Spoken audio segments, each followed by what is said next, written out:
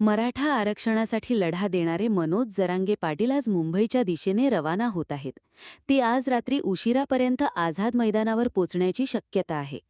न्यायालयाने त्यांना आझाद मैदानावर आंदोलन करण्यास परवानगी नाकारली असली तरी पोलिसांनी काही अटींसह केवळ एका दिवसासाठी आंदोलन करण्याची मुभा दिली आहे. तथापि मनोज जरांगे पाटील मात्र बेमुदत आंदोलन करण्याच्या आपल्या भूमिकेवर ठाम असल्याचे स्पष्ट करत आहेत.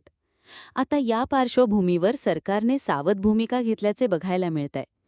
मराठा आरक्षण उपसमितीचे अध्यक्ष राधाकृष्ण विखे पाटील म्हणाले की मोर्चा निघण्याच्या 2 दिवसांपूर्वी त्यांच्या व्यक्तीशी बोलणे झाले होते. मात्र त्यांचा काही निरोप आला नाही, मग मी तो विषय घेतला नाही. कालही नगरमध्ये भेटावे असे नियोजन होते. मात्र ते मुंबईला जाण्याबाबत ठाम होते. आम्ही चर्चेला तयार आहोत. मनोज जरांगेंचा गैरसमज झाला असेल तर तो आम्ही दूर करू, असे त्यांनी म्हटले आहे.